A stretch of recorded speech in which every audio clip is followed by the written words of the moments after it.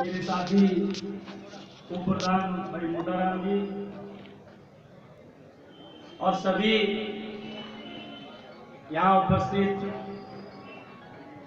मेरे युवा दोस्तों, भाइयों, बहनों एवं सराफा संघ के साथियों,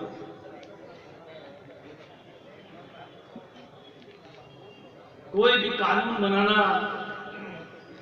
राज में बैठे हुए लोगों का अधिकार होता है, लेकिन अगर उस कानून का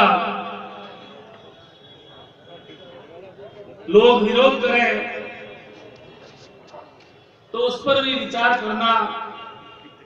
मैं समझता हूं किसी भी सरकार का धर्म होना चाहिए। जिस तरह से एक्साइज ड्यूटी लाई गई है और उसका विरोध हो रहा है, और जो लोग सरकार में बैठे हुए हैं वो अगर ये कहें कि अगर आप ये धंधा नहीं करना चाहें तो कोई और धंधा अपना लीजिए, तो मैं समझता हूं कि ये सरकार की एक हठधर्मिता होगी और उनके मानसिक दिवालियापन होगा। मेरे से पूर्व वक्ता ने आपके बीच में 2012 के एक्साइज ड्यूटी के बारे में भी चर्चा की है। जिस तरह से आप सब ने पूरे देश में तत्कालीन समय में विरोध किया, तो सरकार में बैठे हुए लोगों ने उसे वापस लेकर के आप सबके मांग का सम्मान किया और उसको पूरी तरह से समाप्त कर दिया। तो आज अगर 33 दिन के बाद भी हमारे देश के वित्त मंत्री, हमारे देश के प्रधानमंत्री अगर लोगों की बात का गौर नहीं करते हैं तो ये सबके लिए दुखद बात है,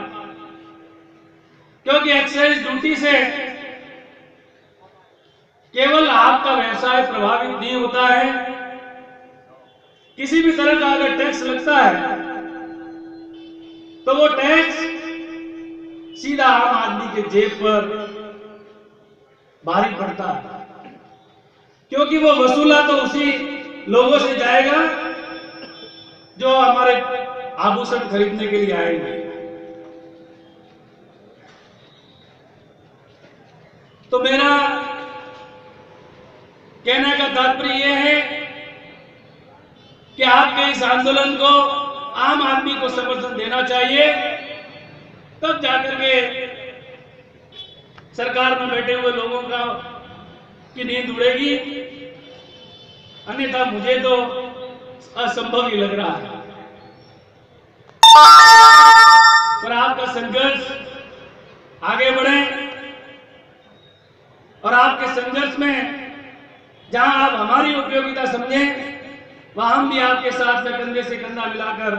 खड़े रहने के लिए तैयार हैं।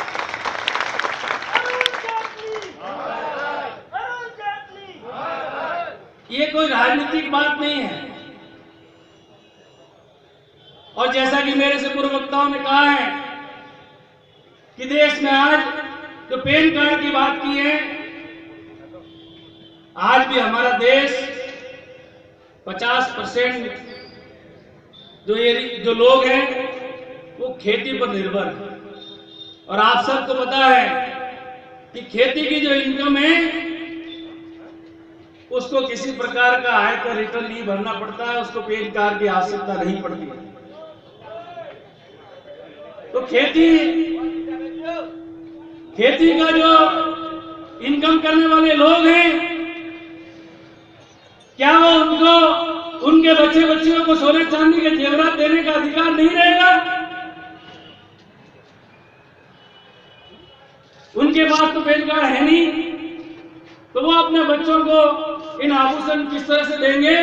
उसका भी हमारे देश में बैठी हुई सरकार को उसका लोगों को बताना चाहिए कि वो अपने बच्चों को 2 लाख से ज्यादा के जेवर किस तरह से देंगे। और इसी तरह से और भी जो लोग हैं पास पैन कार्ड नहीं है उनके लिए किस तरह की सुविधा रहेगी? अगर ये एक्साइज ड्यूटी वापस नहीं लेते हैं, पैन कार्ड की अनिवार्यता समाप्त नहीं करते हैं, तो उसके बारे में भी उनको खुलासा करना चाहिए। दूसरी बात मैं आपसे निवेदन करना चाहूंगा कि जिस तरह से काले धन को लेकर के हमारे प्रधानमंत्री जी ने चुनाव से पहले पूरे देश में घूम घूम करके बातें की थी और चुनाव में जीत भी गए, और उस काले धन का डर लोगों में इस कदर बैठा हुआ है कि आज धंधे आधे होकर के रह गए, लोगों के धंधे समाप्त हो गए, और काला धन कहां है ये ना उनको पता है ना लोगों को पता है।